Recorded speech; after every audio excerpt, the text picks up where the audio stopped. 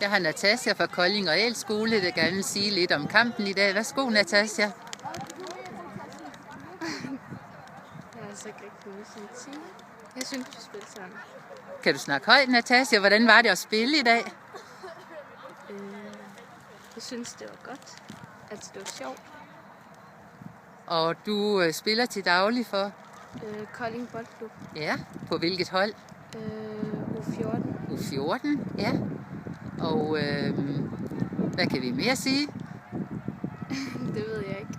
Hvordan var det at spille mod skolen? For de gav jer jo noget modstand. Ja, de skubbede ret meget. Ja, okay. Og hvordan er det at spille i Ekstrabladets turnering? Det er ret fedt, fordi så går man glip af mange timer. Okay. Hvad med kammeratskab? Det er også godt. Ja. Og du går i 7. 7. klasse? Ja. Ja, tak skal du have.